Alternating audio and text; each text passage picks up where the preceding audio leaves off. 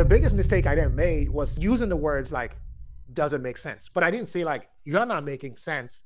I'm saying like, it doesn't make sense to go that route. If you say that to a Nigerian, they know there's no way you could be saying that to your boss in a disrespectful manner, right? But saying that to someone here meant something completely different, right? It meant that I just called him a fool. Before the call ended, they said, I strongly disagree, which in my mind was still not no, right? But someone told me like, if an American in a work setting tells you I strongly disagree, you guys might as well start having a fight. I mean, it's very loaded language. Welcome everybody to a new exciting episode of the Connected by Language podcast, the one-stop shop for anything culture, travel, and language related. I'm your host, Michele, and I'm joined by my co-host, Michelle. So, it's been a little bit of a while before we did the last episode, so maybe for the people joining in for the first time, we could give them a little bit of an introduction about who we are, what we stand for, and what languages do we speak. Of course. So let me start with the last part you were talking about. I'm Michelle. I'm from Germany, and I speak German, English, French, and Spanish. And I work as a language education specialist at Tandem. Oh, what is Tandem? So Tandem is an app where you can have language exchange with people from all over the world. You can either talk to them one-on-one, in a chat, in video calls, audio calls, or in live sessions online in the app called Language Parties. Oh, that sounds like a lot of fun. I've been using a little bit of Tandem myself to brush up on some Japanese that I've been trying to study for fun. And maybe it's a little bit of a time for me to introduce myself. Hi, my name is Michele. I am from Italy. I speak French, Italian, English, a little bit of Japanese as well. And I'm just passionate about learning other cultures. I love exploring the world and finding what things make each country great and interesting to visit. And I think today is a very special moment in our globe-trotting adventure. We've been through all the places from European little towns in Prague to the vast grasslands of Mongolia. But I think there's a continent that we still haven't touched. Oh, you're right. Yeah. So today we're going to do our first episode about the African continent, and we're going to explore the wonderful world of Nigeria. Are you ready to go? I am ready. Nigeria is a very interesting country because it is so diverse in the way that it's presented. There's so many different cultural groups and different typographies that it's pretty hard to boil down the entirety of a country in a single couple of points. So today we're going to do a little bit something different. We're going to explore Nigeria according to the various region, to the cardinal direction. We're going to go north, east, west, south. We're going to decide the order as we go on, but I think it's a great time to start about the north, right? Absolutely. Yeah. So if I had to say what the north side of Nigeria is mainly known for is the word cultural diversity. Yes, north of Nigeria has some of the highest density of different ethnic groups in all of West Africa, and from places like the Hausa, the Fulani, and even the Kanuri. So there's a lot of different backgrounds and different religions and different belief systems. It's so insane to see how much diversity is in just one simple region. Yeah, and here comes the first interesting fact about it. Okay, so, I'm all ears. In the city of Kano, it's actually not uncommon to find tailors who are super specialized in embroidering those caps they have over there. They're called hula. And the special thing about it is that they are so skilled, they can embroider these complex patterns even without planning them in advance. Oh my God, that must be so difficult. For me to do anything, I have to plan months in advance. I wish I had this skill to just do things and wing it and do it perfectly. So might as well take a little bit of notes. Yeah. But if you want to see those type of embroidery in action, I think visiting anything that it has to be with a Hausa culture is probably your best bet. The Hausa people are one of the largest ethnic group in the entirety of West Africa, and they are found mostly around this area, the northern side of Nigeria. They are known for being a blend of a lot of things, specifically blend of Islamic tradition, ancient customs, and, a great sense of community. And you probably will recognize them pretty easily if you walk to the streets of Nigeria because they have a very specific way that they dress. The men, they wear these flowing gowns called the Baban Riga, and they have the embroidered caps, as you mentioned. So you will probably find them very easily on the street. Yeah, and the women, they wear these very colorful clothes and also headscarves representing elegance and modern. Okay, yeah. And you really want to go see them in person, specifically during some certain times of the year, because one other thing that the Hausa community has in store is one of the most insane festivals that I've ever seen. Okay. So it's the Durbar Festival. The Durbar Festival is a very interesting time because it's pretty similar to a festival that we already covered in Mongolia. If you remember that episode, we did talk about their affinity for horses. And they have a competitor because the Durbar Festival is exactly that. It is a spectacular equestrian parade during the Eid celebration. And the best thing about it is the very complex embroidery that they give the horses to make them stand out. It's like very, very high quality textile work, and it's so beautiful to see. Wow, it sounds really good. I would like to see pictures now. Yeah, you should. There's a lot. We're gonna put pictures on the screen in the YouTube version of it, and there's gonna be a lot of pictures because everything is very beautiful to look at. I have to admit, I was very surprised of the amount of color and insane details that you can have. Wow. And what if somebody just wasn't only interested in spending their leisure time in Nigeria, but also work over there? Oh, I know just the right place for you, specifically an entire region. The west side of Nigeria is kind of like the entrepreneurial and creative center of Nigeria because it has probably the most densely populated and urbanized cities out of probably all of all of West Africa. You have Lagos, the biggest city in all Nigeria that has everything from major hubs of commerce to innovative tech startups to modern living, and it has traditional lifestyle, modern lifestyle. It has something for everybody. Yes. And Lagos also is like kind of the economic engine of the area. So they make most of the GDP of the country. Yeah, and I've seen some pictures of it. There's a good reason why a lot of GDP is made from Lagos because, to put it into perspective, some of the markets in Lagos and some other parts of West Nigeria are so massive, they have their own postcode. Really? Yeah, an entire postcode dedicated to them. Like, for example, a place like the Oya Oba in Ibadan, and the Alaba International Market in Lagos, they're so massive, and you can literally buy everything that you think of. Like, think of something. They probably have it. Wow. Livestock, sure, whatever. Bollywood and Nolliwood movies, we will talk about that soon, or things like spare parts for cars. You can have it. There's all under one giant roof. And sometimes there's no roof, so be careful when you go there. But Lagos itself is not just like commerce. There's also a lot of history behind it. And I am going to introduce you to everybody also listening, one of the coolest festivals in the entire world. This is not just Africa. I've completely fell in love with this festival, and it's called the Eyo Festival. Okay, what is it about? Yeah, so the Eyo Festival is a celebration of the dead, and it is a very unique festival to Lagos. How it's constructed is that people go around from one end of the Lagos island. There's a little island in Lagos that you can traverse from one end to the other, dressed in white and embroidered caps with some colorful hats, waving sticks around, symbolizing people that have recently died. Each hat has a different color, representing a part of hierarchy, and it's just absolutely insane. If you see one picture, every sort of snap that you see of it looks like the coolest designs ever. So I'm begging for studios or character designers out there, please look into the coolest costumes I've ever seen during the Eyo Festival. You will not regret it. Do they do this big festival for every family member that dies? No, not at all. Not at all. In fact, it's really hard to prepare for this festival because it only appears when someone very notable dies. So it's for dedicating their life. So unfortunately, if you're a tourist trying to catch it, it's not going to be as easy. It's pretty difficult to prepare in advance for it. And what about those Nollywood movies you were talking about earlier? Oh boy, yes. So one of the major elements about West Nigeria, one of their more prolific industries, is the world of movies. Yes, Nigeria's film industry, it is now, I think, the second highest in film industry in the entirety of the world by volume. They make a lot of movies for so many different genres, and they're quite fun. I do love a lot of African and Nigerian movies. I've been seeing some of them on my own time, and there's a lot of things that you can pick up in terms of style. Nice. So what would you think maybe the style of a Nigerian movie could be? So far, I only know Bollywood movies, so I would probably think it's similar to that. I'm not quite sure because Nollywood, first of all, Nollywood is a very recent industry. It started in the 90s with the release of Living in Bondage, which is kind of the progenitor of this movies that exploded in popularity across all of Africa and even internationally. You can easily find it online. And basically, right now, the Nollywood film industry is a pretty much big powerhouse in filmmaking. They have deals with Netflix. You can see them on streaming platforms. Yeah, so it's it's definitely a legitimate big budget operation. But despite this, stylistically wise, there are some elements that make it very different from the competition. Uh-huh. Like, for example, the first thing that you will see is that it's very dramatic.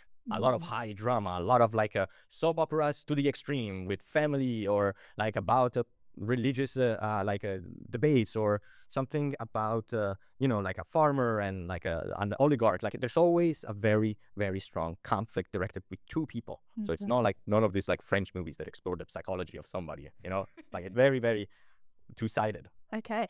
I also heard that they're very fast in the filmmaking. So they have like a minimal set. They shoot with natural light, with a small budget, or tight budget actually, and also with natural light. Yeah, it reminds me of when I was making like little movies with my cousins, like taking always the natural light. It's very hard to have that consistency. So the fact that I can work with it is very impressive. Yeah.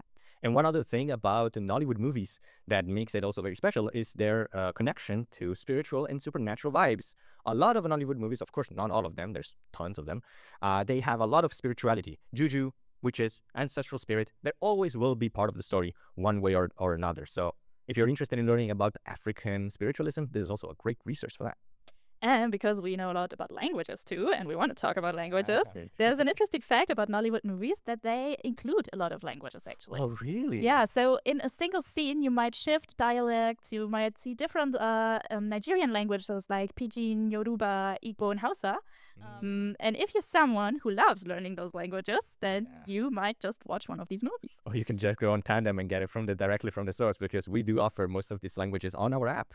So there's a lot of very nice way to learn about this very interesting set of languages. And, as I said today, like already, there's a lot of movies that are being done every single year. And if I have some recommendations about some of the easier ones to get into that are available on Netflix right now, are The King of Boys, The Wedding Party, and Blood Sisters. I know that the titles sound a little bit crazy, but they are very like diverse set of movies with very different genres. So I'm sure you will find something fun for you to watch on a lot of streaming services. They're very available. Nice. So let's travel east now and talk more about language, my favorite topic. Some of the language nerd knowledge now. Yeah. So the eastern side of Nigeria is mostly known for two things. That's the Igbo people and their language, and also their intellectual and academic output. Let's talk about the first part first. Yeah. So the Igbo uses 24 letters of the Latin alphabet. So they use Latin language? Yeah, they do. They don't use the Q and the X. I mean, who needs them anyway? Yeah, I don't know. I know that in English they are more common, but for example, us in Germany or in the German language, we don't need them so much. We In don't use them so Italian, much. also, like, you don't use them all that much, especially the X. Yeah, so I can understand why they did not, like why they just threw them away. And some of the letters, like the C, for example, it's only used in combination with other letters, with the H, for example. Oh, okay, just So like Italian, yeah, you have the digraph CH, and it's one of the letters of the Igbo alphabet here. Oh, nice. It happens with some other letters too, like for example, the G, it's combined with a B, so GB is one extra letter, GH and GW. So they have, in total, they have 36 letters. 36? Yeah, a bit Oh, more than boy. the Latin alphabet. Oh, boy. And they add up with some special letters that use dots, I, O, and U, which have dots below the letters. So Okay. these represent just different ways of pronouncing those letters than we Okay. know it. Okay, so can you show us like an example of like some of the sounds that you can make, or? Yeah, like we come to the sounds a bit later Okay. because there is one more twist there. Let me. I'll tell. let you know first about the word order here. So that's the easy part. We want to start with the easy part, the similarities. So the word order is also subject, verb, object, like Like in English, yeah. Yeah, Okay, exactly. okay. So far, so good. Please note, I'm also not an expert in that language. It's kind of my first lesson here, so please don't mind my pronunciation. But I want to give you examples here.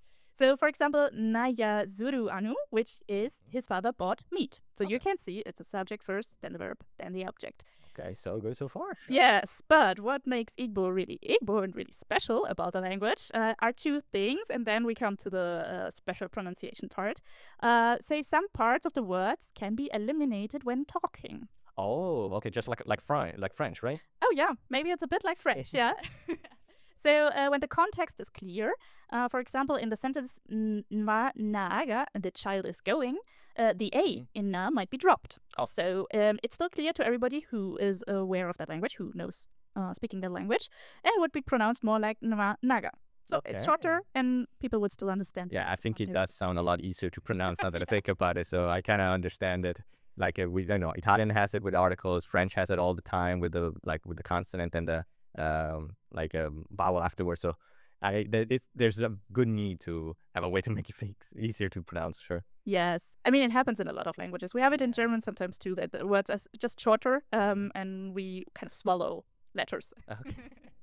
But what about like verbs? Like, is there like, how do you make them? Like, Yes, that's a second special thing about this language is you Okay. can stack verbs together. So explain. that means, like, for example, in the sentence, he went to buy a book. You don't need this to that we have in English. So Okay. it would be more like he went buy a book. Okay, that's interesting. You could Yeah. just like stack them on infinite. That's interesting. Apparently, yes. Yeah, so I'm probably gonna go after this show and like trying to stack as many verbs as possible. It sounds very fun to do. Maybe it's just a question if it makes it easier or a bit more complicated. I do not know that. Unfortunately, this is the first time that I hear this language, but it seems very fun so far. There has to be something like that's gonna ruin like everything. I wouldn't say ruin, but here's the twist. Okay. It's a tonal language. Oh no, it's tonal. Yes. Oh boy. So everything you've heard me saying now, all the examples might be like pronounced completely wrong because Oh, I no. pronounce them in the like normal way I would read Latin letters. But let's give you some examples about the tonal syllables here. So we have the high one, the mid one, and the low one. So it's just three. So not like kind of like not like Chinese. They had like the rising one. There's only 3 of them. Yeah. Because I was about to say like, oh, finally my 1 year of Chinese that I did like years ago is gonna be helpful now. No, okay. I mean, at least it's easier. But I guess 3 of them are at least similar to 3 of the Chinese ones. Yes. Yeah.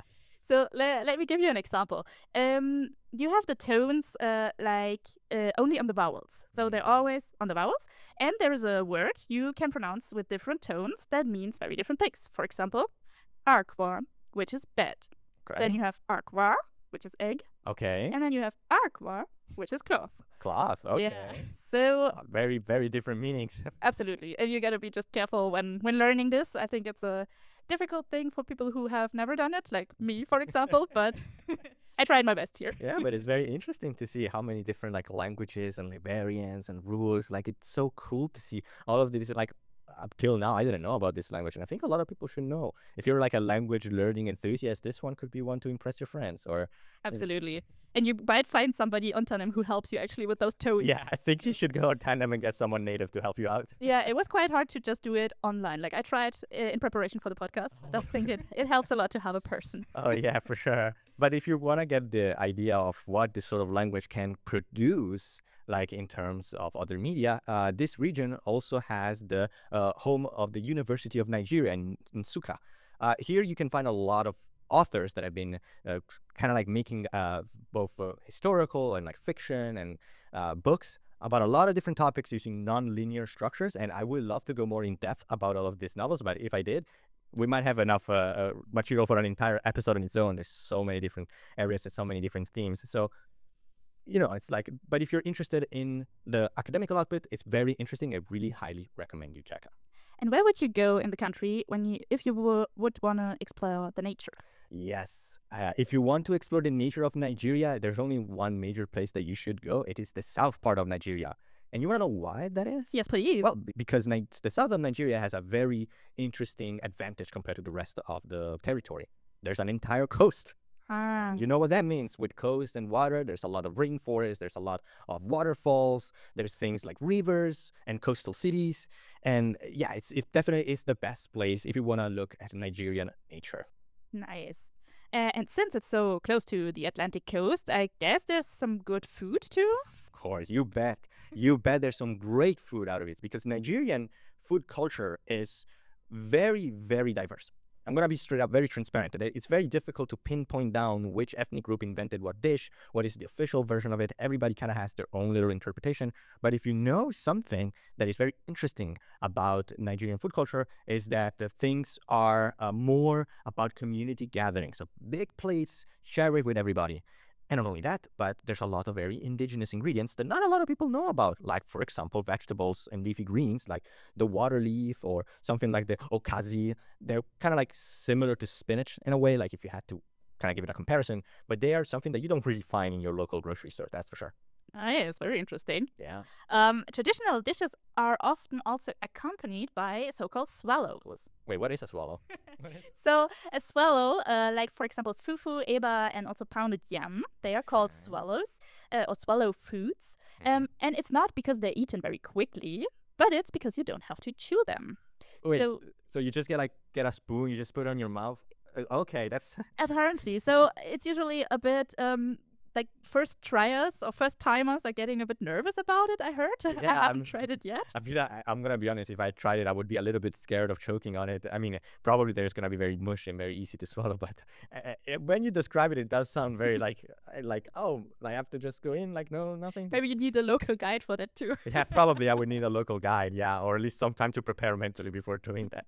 Because it's funny that you mentioned like these sort of side dishes because it's kind of different from what I did find about Nigerian food culture because a lot of main recipes and staples are very one pot for all. They're one, like in city homes, you find like large samples of large bowls that you can just share it with everybody. And there is one staple. If you had to define like Nigeria's food culture with one soup that defines families for generation, it is the Egusi soup. Okay, what is it made of?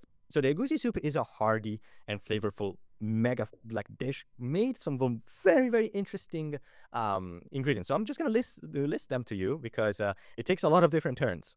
Okay. So the first and main ingredient is the Egusi. The Egusi is melon seeds. Okay. Yeah, already off to a great start. Since they grind it to a paste, they get a nutty flavor, they give thickness and great texture. So it is the main appeal of the move. Without an Egusi seeds, you can't do an Egusi soup. Like that doesn't happen. Okay. Then, you add a little bit of palm oil, for richness and some like a red hue because it's red in color, so it gives that a red look. And then you go for your leafy greens. As I already mentioned before, a lot of different leafy greens are available in Nigeria, but this one can vary from family to family. From pumpkin leaves called the ugu to a bitter leaf, or if you want something more familiar, spinach is also a very popular choice. Yeah, That's what we know. so don't worry, you have something familiar for yourself, it's spinach. And what about proteins, just so you know, like proteins in these soups can vary very wild. There's no like set rule of what you can put in a soup. It can be seafood, it can be goat, it can be beef. Like, honestly, anything goes.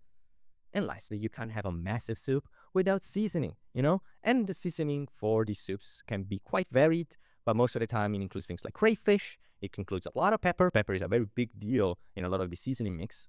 And things like fermented locust beans, sort of to give that umami flavor, Yeah, we all search that umami flavor, and honestly, I kind of want to try it. It seems very, very fun. Talking about searching for it, where would be the best place to try such a soup? Yeah, that's the issue, though. Like, you can find it in a lot of places, don't get me wrong, but like no two Egusi soup are the same. Every single family has their own little like recipe. They have their own different tastes. Some people like it runnier, some people like it more, more thick. And it's like there's a lot of regional differences. So no matter where you go, you will find it, but don't get surprised. If you don't like one Egusi soup, you will probably find another one that fits your needs.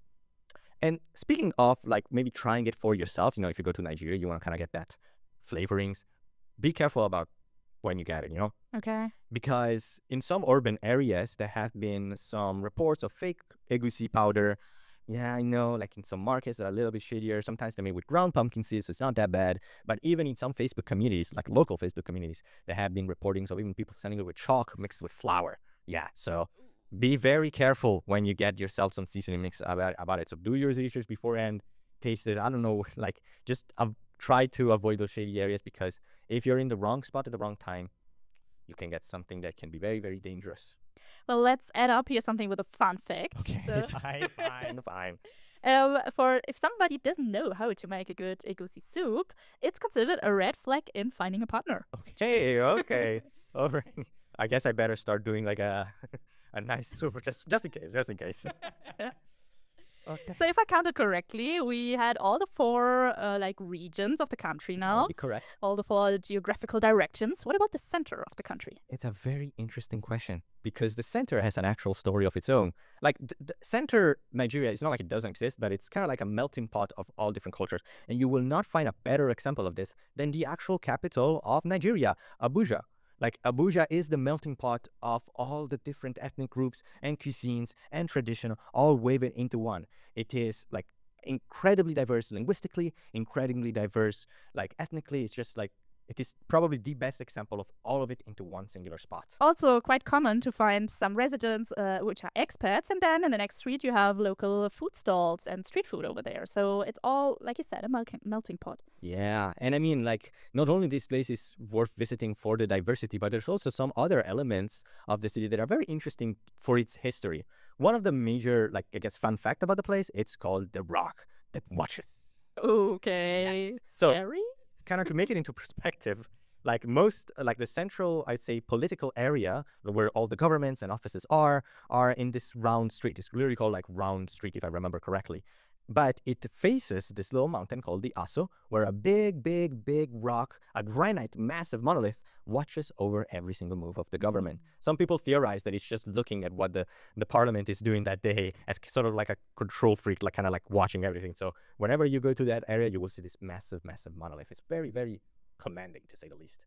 I think it was Circular Road, not the road Oh, street. Circular Road. Yeah, no Round Street. Sorry, Circular Road. Yeah, I mean, it is made of circles, that's for sure. Yes, absolutely. And it's also quite interesting because it was almost another city What do you that mean? would have been the capital. So Abuja became the capital because Lagos, for example, which we already talked about, which is way larger and also like the economic center and engine of the country, it was just too loud and too crowded. Okay. Yes, and other see. cities were in the run too, like Ilorin and Minna. They were considered first, but in the end, Abuja won because it was so neutral and not so crowded. Oh, okay. And like, I think if I remember correctly, it got crowned as the capital in 1991. So it's pretty recent in the grand scheme of things. And that recency kind of also ties into its urban development. Specifically, if you go to Abuja, you will probably figure out that a lot of streets and buildings are round, which is very interesting. Not a lot of cities get to have this sort of urban planning, but there's a very good reason why. It was designed by Japanese architect Kenzo Tange, and his philosophy behind the urban planning of it, or his project, I don't think he got fully completed, but like his vision in this was having a lot of circles to represent equality, unity, and movement toward a shared center. So a lot of like, think of it as like the current or wind just dancing towards the center, which is like the cultural hub of Nigeria. Wow, it would be really interesting to know how it's like living over there. Yeah, and I think I know just the right person for it. So yeah, today we're gonna talk to a Nigerian native, and he's gonna talk to us about how living in Nigeria is like, and at the same time also what happens when you move out and you try to make your name for yourself in somewhere like the United States. So welcome, Juwon, to the show. How are you? Yeah, I'm really excited to be here. Nice. It's great to hear. Great to hear. So maybe for the entirety of the audience, you can give a little bit of an introduction. Can you tell us a bit about yourself, on your personal journey, and what you're all about? Yes. So, I work in tech. I live here in the US, but I'm originally from Nigeria. I was just doing a lot of research as I heard you guys in the first part talking about all the different pieces, and it brings back a lot of interesting and fun memories. So I was definitely excited to hear many of the things that you guys are talking about. I think to speak to one specifically, Egusi Soup. I think TikTok made it world famous. It was trending a couple of years ago, and almost seems to trend every now and again, where people are going, looking for Egusi and fufu. I think that's the combination. That's a winning combination. But yeah, definitely a great delicacy. If you've never tried it, you should definitely look forward to trying it. There's many places across Europe and the world that have it. So I think everyone should try it. Once in a lifetime. And speaking specifically about languages, because I just got excited about some of the things that you guys were talking about. So in terms of diversity, when it comes to Nigeria, there are actually over 250 ethnic groups, right? Oh. With about, of course, 3 or 4 of them being like the key ones. So you have the Hausa, Igbo, and Yoruba, but you have then like smaller groups within each of those groups, subgroups, and then you have like distinct large groups, but not as big as those, different cultural groups. Another interesting thing about Nigeria is also like, it wasn't always Nigeria, right? You had specific regions of Nigeria, but during the colonial era, what happened was, there was an amalgamation of the northern and southern protectorate was what it was called. And that's kind of like how, Nigeria was formed, or Niger area, if you like. But interestingly, even though like Yorubas and Igbos, for example, had not always been as part of the same nation, right? They were nation tribes, if you like, before. But even the language, for example, is what you call like this qua subgroup. I think there's a more modern name for that, where you have similarities in the language. So one of the things that you talked about was the tonality, right? Yeah. That exists in both languages, right? So, owo, for example, is hand, owo is broom, owo is respect. So it's interesting that the same thing that you have with Igbo and Yoruba, and even to the point where specific things in the language actually, um, specific things in the language mean similar things. So goat, for example, in Yoruba is ewe, and goat in Igbo is ewu, which is just fascinating. I was in history class, so I studied history as an undergrad, by the way. So that's when I learned all these Nice. interesting fun facts. Nice. Coming Great. back to Okay. our initial question here about your own journey. So thank you so much for like your comments on the first part. That's super interesting, Yeah. especially because we are both newcomers in this place. And Yeah, you not a lot know- of people can get to do a lot of research about Nigerian Yes. culture. It's something that is quite rare. So thank you so much for helping us and navigating through all of these. Exactly. And No, I now- was, I was really impressed by it. Oh, sorry. Go ahead. no, I just wanted to tell that now we heard a lot about the country and its culture, and we'd be also very interested in hearing about you and your personal journey. Oh yes. So I again, as I mentioned, I lived in Nigeria through the majority part of my life. I actually was born and grew up in Ibadan. Which is what you guys kind of like talked about. It's in Southwest Nigeria, just for location. And then after college, I moved to Lagos, where I lived for about 10 years before I eventually moved to the U.S. and kind of like lived in different cities and different states across the country. Okay, nice. So can you tell us maybe some like more about your experiences from your upbringing in Nigeria that have maybe influenced your personal and maybe even your professional life? Yeah, so there's a lot of interesting things about Nigerian culture, right? One of it is respect for elders. Another is like, community. I think that you guys spoke about that a lot, and there's a lot of things around like, being modest, being respectful, just a lot of things again. So there's communal thought processes and things that kind of like bring communities together, which, for example, like it's not strange that parents will take care of their kids, but then when they grow up, they're also like the retirement plans for those kids as well, like just because of that kind of like much that community aspect of how the world is looked at and viewed and things like that. So again, a lot of that has kind of like shaped my perspective, but of course the US is a lot different from that. So it's always interesting. It's gonna like always reinvent yourself if you like. Oh, that's very nice to hear because something that kind of goes close to my secondary question that I had because like there are some elements that of course are known to be shared across Nigeria, but maybe there are some aspects of Nigerian culture that resonate specifically like or deeply with the American context or maybe some things that some other countries need something to adapt or like they don't get it at first sight. Like do you have examples of this sort of cultural adaptation to other countries? Yeah, so I think if there's something that is very closely related between Nigeria and the US is the hustle culture, right? And I think it's not strange, like for example, if you think about like immigrant communities that are typically successful in the US to be Nigerian because Nigerians are just very suited to that system, right? Where you're always fighting for everything you get, you're always pushing. So if you find yourself in a situation that rewards that kind of entrepreneurial spirit or drive, then it makes sense that a lot of people thrive in that. I think another thing, especially for the part of Nigeria where I'm from, which is Yoruba, we're also very welcoming in our worldview. So you will one of the things is always very sticky for a lot of people is religion, especially in places where it's very closely practiced. But you will find many families where kids come from parents who are both Christian and Muslim, right? And everybody gets along together. So like there's a very welcoming spirit. And then when you move to like multicultural societies, it just becomes much easier to accept people and understand what people are like. People will go eat food in people's houses when it's Eid and when it's Christmas is the same thing. So it's very live and let live, enjoy life. That type of energy, and that's just really fascinating and interesting to me. That is very different from the European context where like different, like just you do a couple of kilometers away from a city and another, it's like a completely different culture and completely different attitude. So it's very nice to see like this sort of very good synergies between the two countries.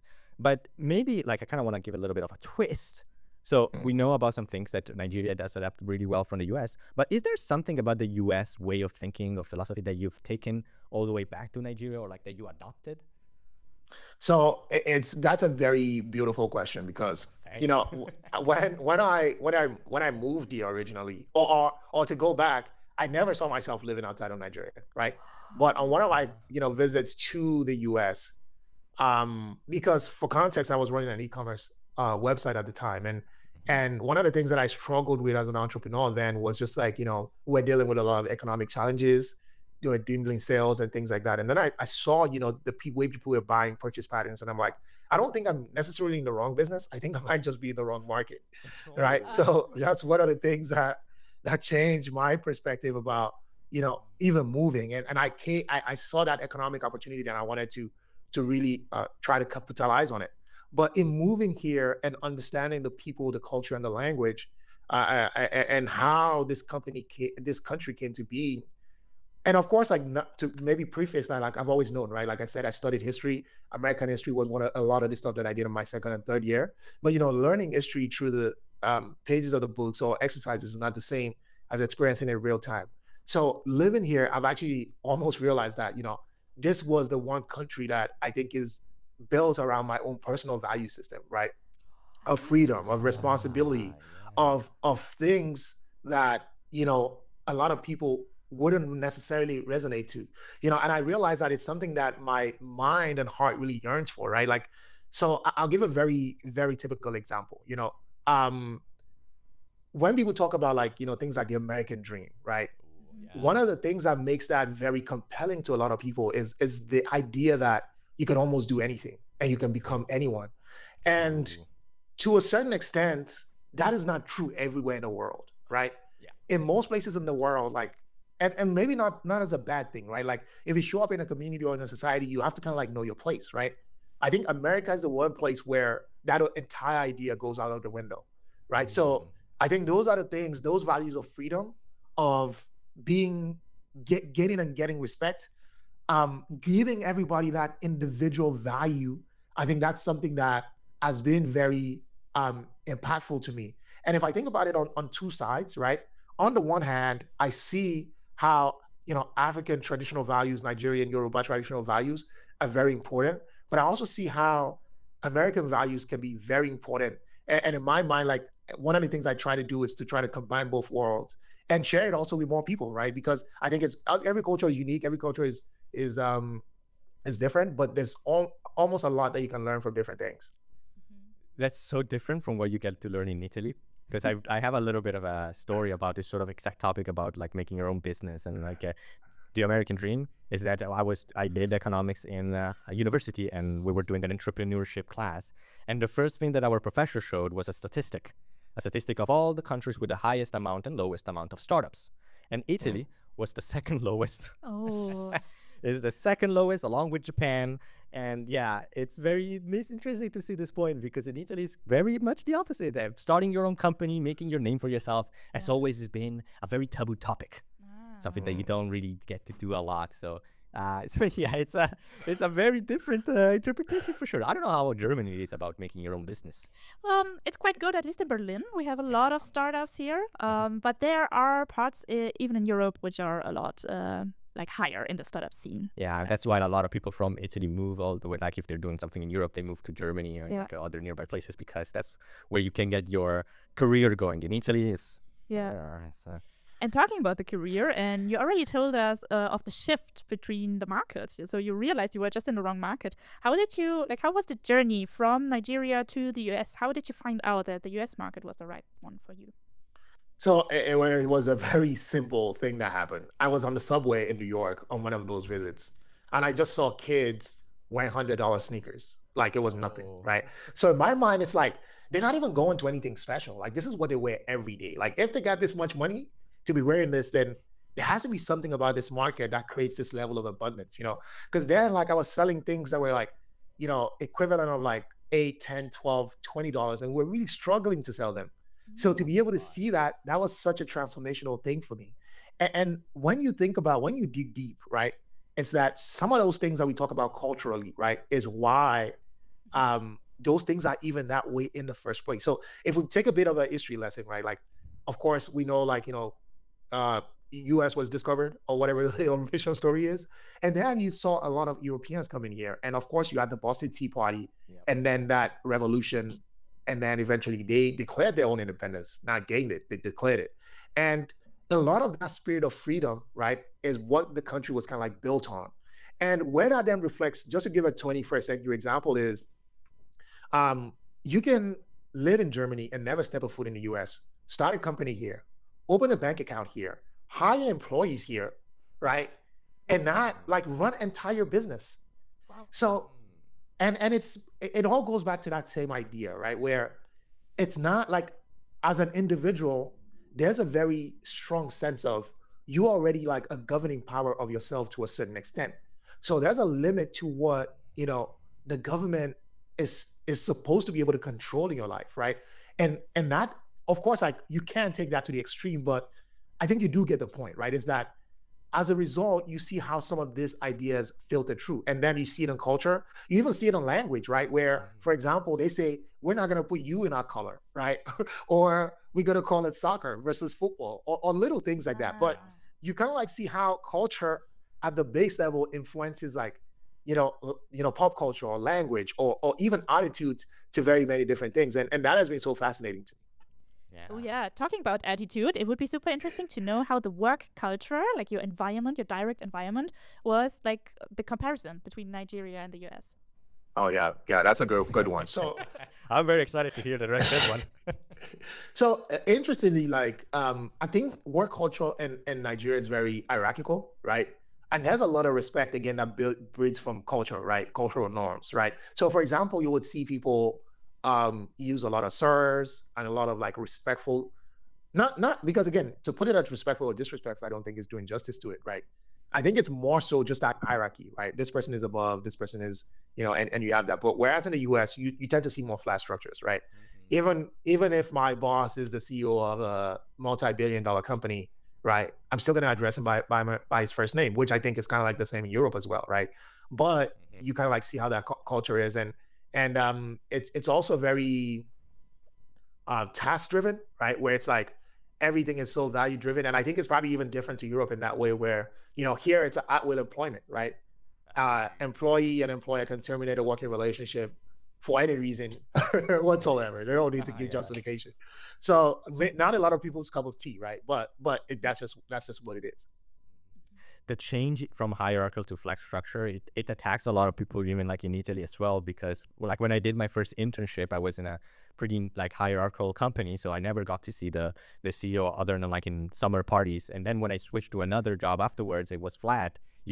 I was sitting right next to the CEO, and I was just calling by the first name and sharing beers and talking about video games, and it's like, that's a very big shock even in Europe. So I can definitely see, especially from Nigeria all the way to the US, is like it has to be even crazier of a jump. Is Germany very hierarchical? I don't think so. It depends on the company as It well. does depend. Yeah, so it's the smaller companies usually with the flat hierarchies, and then there are the big corporates which have a lot of hierarchy. And I also like worked in a big corporate and never saw the CEO. Yeah, because in Italy it's very common to have hierarchical. At least people describe it like that. I don't know if statistically it's that, but it's often the first thing that they always tell you when you start job, like, oh, you have to be nice to your boss, you have to respect him, you have to put like and then again, like you just have beers with him and it's like all good. But you're still nice to him, right? Of course I'm nice to him. Of course I am, but it's a very different approach, a much more like loose approach, which I think is it's very, very interesting to see. It's difficult to get adapted to adapt for sure. So okay, so like you already mentioned the way that like different corporate environments change it, but like how has your leadership or like task collaboration like approach changed between the different jobs that you had all across the world? So this was actually something that I struggled with a lot when I first moved here. So and it's interesting because I'm actually teaching a course. I actually already made the course, and I'm also having like a live presentation for it over the next coming weeks to people who are trying to or who are already working for US companies remotely, just about like workplace. I don't know if sensitivity is the right word, but just understanding the different nuances, right? And some of the things that I struggled through. So, and I'll give a very real example of this. So my first ever like corporate job in the US, we were trying to decide about a strategy for a website, right? And I was talking to, the CTO of the startup I was working at, trying to say, what I thought was the best path forward for us to go, right? So we're basically trying to decide between building something very custom or building something that was using a tool. And for me, the investment to go do the custom route didn't really, wasn't justified if we're thinking about just a landing page, right? We could do it faster, cheaper. We could also use something more nice looking, if you like, right? Versus like just cobbling a bunch of code together. Like that wasn't our best effort. Anyway, when we were having this discussion, right? Because the communication style here is not very direct, I was still in the mindset that they were giving me a suggestion, right? So it's like, okay, yeah, I wouldn't do it that way. I'm not sure that that's the right approach. So in my mind, there was still a window for me to try to convince them that what they were saying was not properly okay. And the biggest mistake I then made was using the words like, doesn't make sense. But I didn't say like, you're not making sense. I'm saying like, it doesn't make sense to go that route, which if you then understand the nuance of it, right? If you say that to a Nigerian, they know there's no way you could be saying that to your boss in a disrespectful manner, right? But saying that to someone here meant something completely different, right?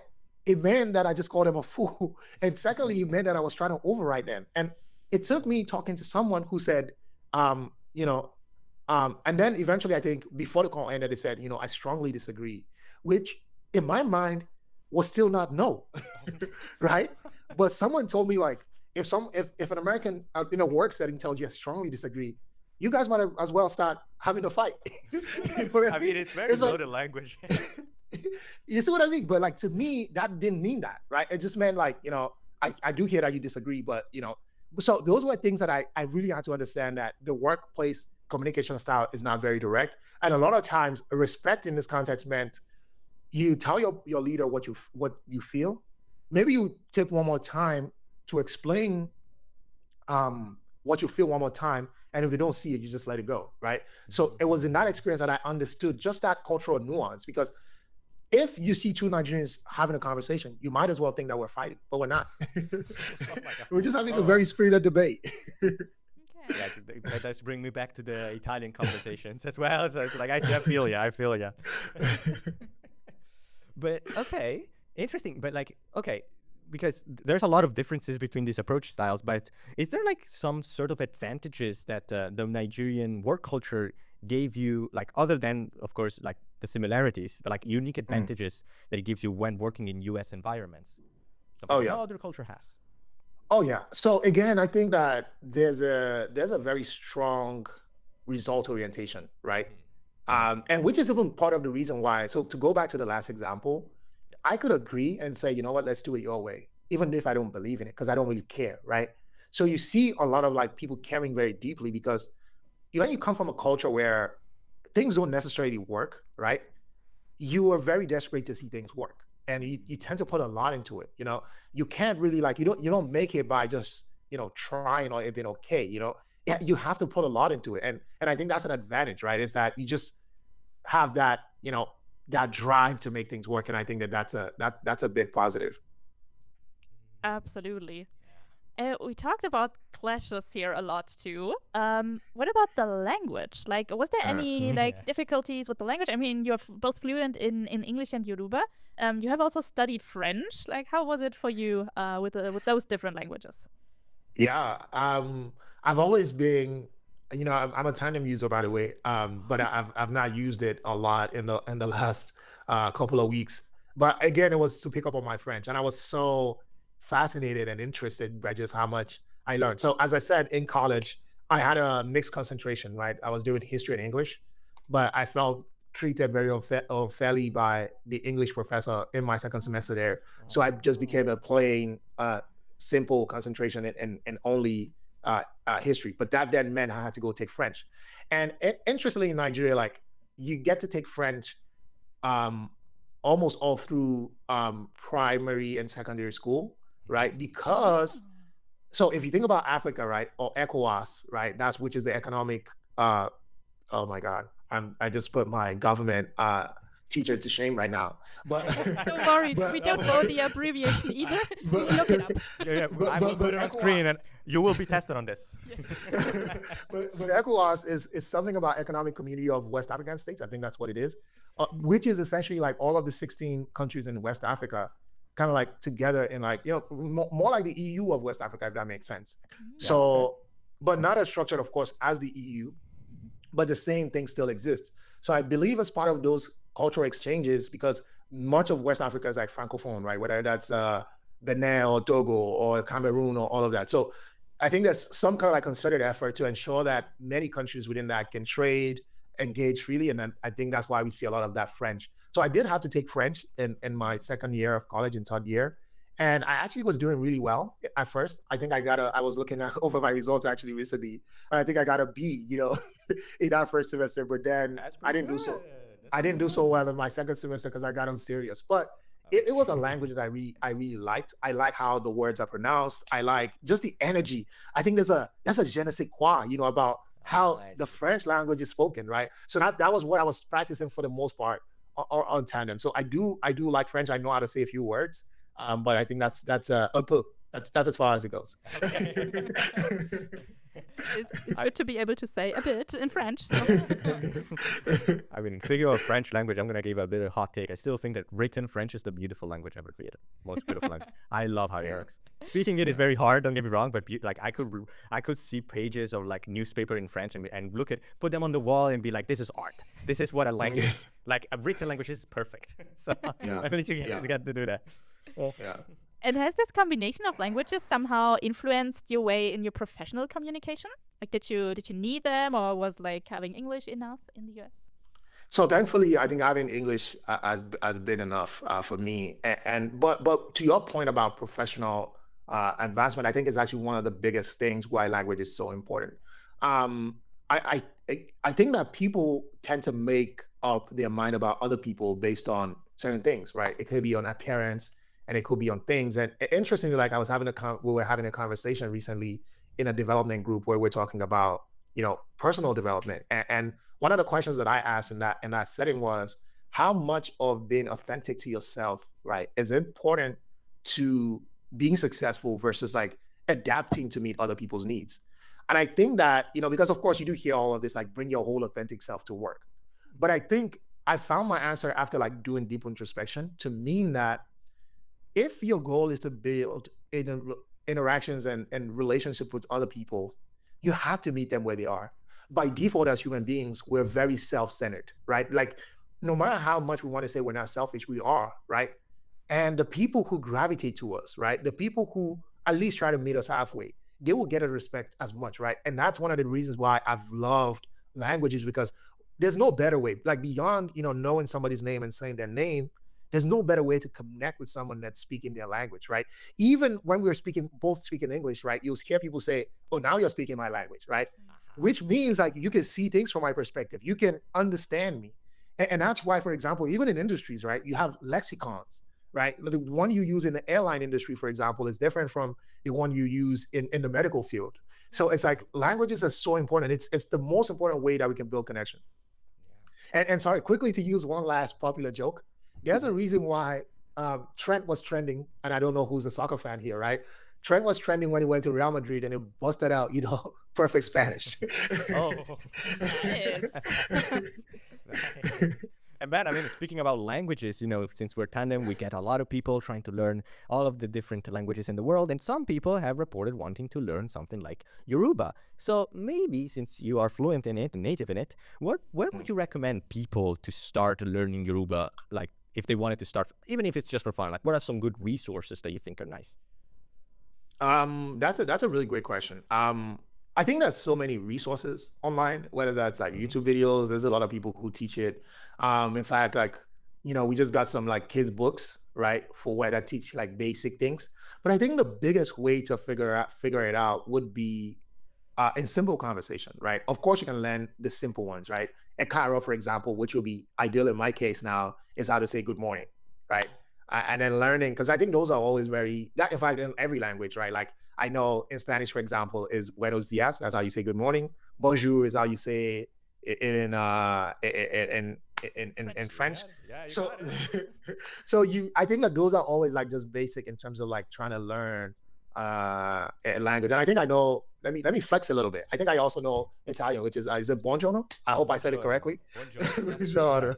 Yes, right. So I think those are always going to be your best bet, and those are easy to learn. But again, the reason why I downloaded Tandem, and it feels like I'm doing a commercial right now, is just because there's no better way. Interestingly, like I find myself having to Google to be able to communicate and share it, even though like the app does have like those internal ways to then test it and use it. But I think it's not that using it in conversation is the be all end all, but because you have that motivation of trying to impress the other person, right? That social connection, it forces you to then start using it. So if you do it enough, you actually trick your mind to know it, right? Yeah. And I think that that's a very, at least that's my experience using it for the limited time I've used it. So I would say like things like that. And of course, like there's apps and things like that where you could go learn, but I think figuring out ways to interact with it is always going to be the best way. I think at the end of the day, what it boils down to is getting that confidence to be able to even speak it with other people, because like everybody has their own ways to start, but one of the major roadblocks is, it's confidence. You don't think you know enough. And one thing that I always tell people that are trying to learn languages and they're trying to get on Tandem, they're like, oh, I don't know if like I'm ready to talk to people. Trust me. Like if you're at a point where you're interested in even starting to have conversation with people that are native, trust me, you're a lot better than you think. And you will quickly realize when you get to talk to somebody, everybody's very welcome to join in and to help you out. So don't feel ashamed. Don't feel scared about trying to learn a language. You're a lot better than you think. Yes. And you know something I wanted to quickly add? I'm so sorry. The thing I wanted to quickly add, at least something that's helped me, is because the new language might be unfamiliar, try to use familiarity to drive it. So you probably have caught it like I'm a huge soccer fan. Um, I that's a lot of the things that I've chatted on when I'm using the app, right? Or all my knowledge of the US, chatting with someone who's in France, right? That's something that I'm an authority on, even though I'm not an authority on French. So find something that you already know so deeply and use that as your area of strength while you work through this, area of improvement in the language. Yeah. And talking about similarities, actually, next question is, are there any similarities with other languages from Yoruba? Yeah, I almost want to say, we talked about Igbo, for example, being in the same like Kwasa group. I think that there's a lot of similarities to, so for example, like, in French, you have the asante, right? And then you have like, the word pronunciation and kind of like influencing the meaning. I think that that's there. But of course, the closest that I said is going to be like those Kwasa group languages where there's a lot of like similarities. I said ewu, ewure, things like that. And I'm sure like there's more of them like that, right? That was just an example that easily comes to mind. And that's another fascinating too, that thing that I see too, is like just how languages evolve and are formed and are carried from place to place. Because even in Yoruba, for example, like in Ondo State, for example, there are almost 22 different dialects, right, of the same Oh, Yoruba language. I didn't even think of that. I didn't even think of the Yeah. dialects. Yeah. And like there's literally Yoruba dialects that someone would speak and I would have no clue what they were talking about. Yeah, a bit like with German and Bavarian. So I know that feeling. Are they that different? I don't have a lot of. They're that different. Yes, That's yes. I know about Swiss, like German Swiss, that is like a completely different thing. But Yeah. oh god, I mean Italian also has a lot of different accents. They're basically different languages, but that's a whole different rabbit hole. Yes. but, but I'm very interested about knowing a lot about the Yoruba language. Is there like a like a phrase or like an idiom that like you can go to Lagos and you can say to a local and they would be impressed? Yes. So of course, like just like every other language, right? You have slangs, right? So those are like more modern, like uh eh, I want to say adaptations of the language, right? Of course, influenced by the kids or the Gen Zs or whoever you choose to call it, right? Just language moving and taking on a new life form. But of course, like, in Yoruba, it's like, Bawoni, which is like, how are you? Those are, I think people will generally be impressed regardless, right? The fact that you even try, I think that's a key thing. But something to point out about Yoruba language specifically is that proverbs are very, very key. In fact, there's a Yoruba proverb itself, or not a proverb, but a saying, right? Yeah, of course. What that says, and I'll say it. It says, "Owe leshin oro leshin owe, towe baso no oro lafin wa." So what that means is that um, proverbs are the gateway to words, and words are the gateways to proverbs. So when words are lost, a proverb is how we find it. And what does that mean? Is that again going back to the communal way? and respect in the language, there are some times where you want to communicate something deeply, right? That even just saying the words themselves may not carry the meaning. So you have to say it in a way, almost like say something in an indirect way. The closest example that I can maybe give that will help you relate is kind of like, the Bible and how you have, parables, right? The parable of the rich man and this and that, because those themselves were supposed to be things that carry a message, right? That just saying, oh, don't do this does not do it, right? You have to almost paint a picture. And that's what like the Yoruba language tries to do in a lot of settings, right? Is that it's almost a long roundabout way to get to the same destination.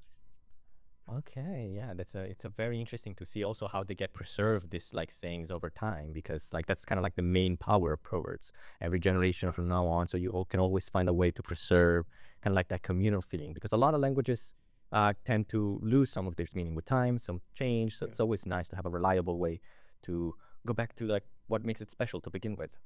Absolutely. And some languages and cultures, related cultures, are also very direct. I just had some some thoughts while you talked about it, and thought if we had something similar in Germany, but I think we're just very direct and we're not like taking the long way to communicate Yeah, it. it's short. just say directly, just like no look back. It's like you get it. Yes. And that's a culture to a lot of places, even nearby. Like you mentioned, for someone like Nigeria, like even going from Switzerland to Germany is already completely different. So Yes, it is. yeah, Maybe it would be just the poets that would. it has to be like nice poetry. Yes, there is. I mean, there was in ancient times, of course, a lot of German poets.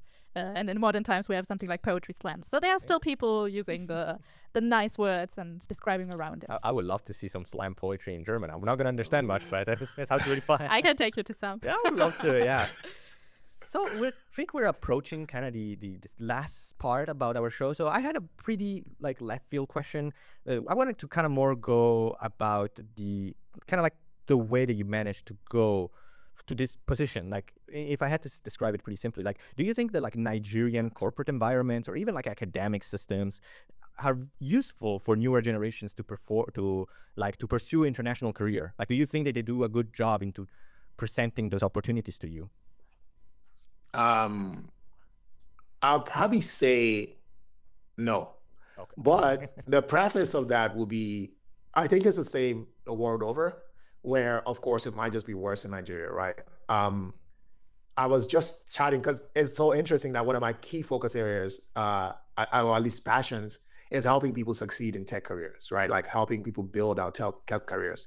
One of my first jobs in the US was working at a nonprofit where we help people transition into tech. And one of the things that, led to that even program getting built is you had people who had tried to pipeline at multiple colleges, right?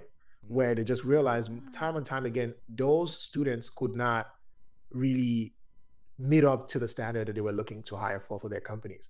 So they wanted to build this training program to help them level up, right? To get it to the standard that they could get considered.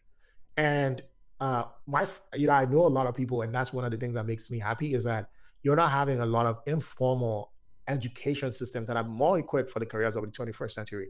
Let me give you an example. Like, I would be shocked if there was any technology in Nigeria that was even talking about blockchain technology, or talking about, generative AI, and that's the challenge is that like many of these curriculums go through like their cycles and processes in a ways that they're not cutting edge. Even the best universities in the world, even the fastest ones, because many of these things that we're seeing, these advancements are happening in real time. Like, we started with LLMs. We're talking like MCPs. We're talking about, there's so many different areas, stratas. And the researchers who are doing this, they're learning in real time and dropping things in real time. Like, I wonder how many versions of ChatGPT, for example, we've seen this year. So it's not even the fault of the universities not being able to catch up because the industry is just moving way faster than the academia can move, right?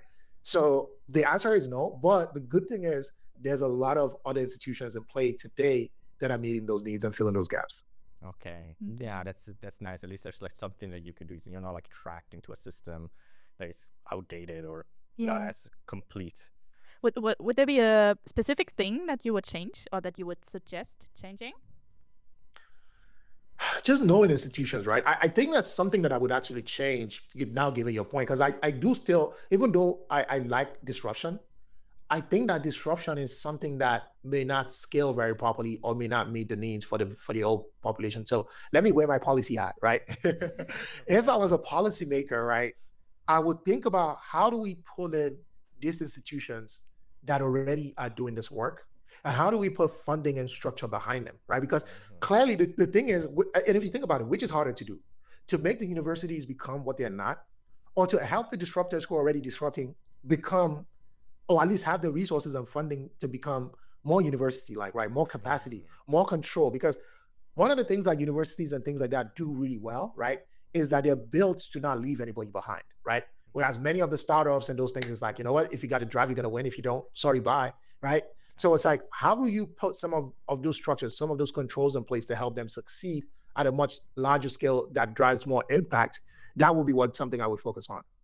Yeah, that's some words to live by. Even for like, it seems funny like to say like that this can be applied to your personal life, but I think this sort of mentality about like adaptation is something that a lot of people can that are interested in learning more and like getting their career going. I think they can take that to heart. But I think maybe we should just approaching the last question of the show. Maybe Michelle, you wanna? Yes. So the last one is about Nigeria again. If there was one thing about Nigeria that you wanted people to remember or take with them, what would it be?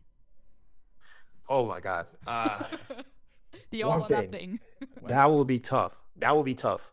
But maybe I'll probably give a bit of a Nigeria history lesson, and then I'll say the one thing. So again, as I shared on the top of the show, you know, Nigeria is a combination of, you know, two main regions, Northern and Southern Protectorate, that was merged together in 1914 and then made to be one country.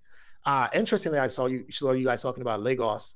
Lagos actually used to be the capital of the country because, of course, it was a coastal city. It was where a lot of the trade and economics happened. But, you know, I think it was 30, 40 years ago where they actually moved to Abuja, which is now kind of like the federal capital territory. It was a more central location. There was more room for growth and urban development and planning. There were so many things that kind of like led to that. But again, Lagos is still the nerve center, right, of the country. Is where most people will land when they go to Nigeria. Is where you have like, you know, Afro beats, nightlife, you know, weddings and things like that. So if you do ever visit Nigeria, I think that there's a lot to experience and explore. People are very fun loving, open, enjoyable. Of course, just like, you know, everywhere. Again, I guess that's the thing. It's like you have to be respectful. You have to also be understand the culture, understand the people. And if you do have like plan the trip around, you know, someone who knows the place or who understands, you know, Nigeria, because I think that will give you a fuller, you know, more richer experience when you visit there. There's a bunch of different things to do. The one of the famous ones is a place called Naked Art Gallery. It's kind of like this historical, nice place that has a lot of art, history, but there's so many fun things. There's also like a new place that just opened recently. I think it used to be the National Film Theater or something like that, but they've made it into like this historical monument. There's also Badagry, which was like, you know, the former slave port. There's a lot of interesting things. I'm sure if you put it on Google, you'll find a million different things to do. So Lagos is a very interesting place and very historical place as well, where a lot of the events of the world, whether it's the slave trade or other like things like that has happened, have, you know, whether they're origin or some deep connection there. And there's so much to explore. But again, I don't want to just make it about Lagos. You know, you could also go to Calabar, right? They also have a lot of history there. There's also the Obudu Ranch. There's just so much to see and explore about Nigeria. If you put in the time and learn it. And sorry, I almost forgot. You guys also mentioned the festivals, right? Yeah. They talk about the Durbar. They also have the Argungu Fishing Festival, which is like this new like. I'm sure you've seen like those boat videos from Indonesia that have been trending on social lately, right? They also have that. So to your point, yeah, I think the North is actually very rich when it comes to a lot of like those huge cultural events. Yeah, but yeah, Nigeria is a huge bag of a lot of fun, exciting stuff that for people to experience, especially for people looking for new places to explore and new horizons to conquer, essentially. Yeah, I'm gonna start putting that in the list of the next places to visit. It's getting very long, but there's a lot of very interesting stuff. When I was looking at pictures and like seeing videos and TikToks about it, it was a very fun place. Lagos is very, very, very fun. But I think with these nice words, we can come to a conclusion of our Connected by Language episode. Thank you so much, Juwon, for joining us. Thank you so much for having me. Yeah, if you have like some sort of project or like some sort of like page that you're doing, you can shout it out. This is your best time to shine. Yeah, thank you so much. Well, I go by my handles everywhere is called as JuwonTheTechie. Again, as I've shared earlier, my passion is helping people break into tech. I do have a YouTube channel, again by the same name, JuwonTheTechie, and I'm a podcast host as well. I host a weekly podcast. It's called Working in Tech, where I've had people from all different spaces, whether that's software engineers, cybersecurity experts, project managers, product managers. I think I'm on episode 77 or 78, right? So a lot of great content about understanding people who've worked at different companies, Netflix, Google, Facebook, etc. So if that's your kind of thing, do check me out, give me a follow. I'll be more than excited to connect. That sounds like Nice. fantastic for people that are getting their career going. This is a great place to be. Absolutely. Thank you so much. This is also where this whole episode comes to an end. So yeah, thank you so much again for listening. If you liked the episode, please like, and if you want to see more episodes, you can follow us or subscribe depending on the platform that you are. If you have you ever been to Nigeria? If you want to comment it, we would love to learn about your journey. Or if you have other places that you would like us to explore, you can put that right in the comment below. Thank you again so much. I've been your host, Michele, and Michelle. we'll see you on the next episode. Bye bye. Bye.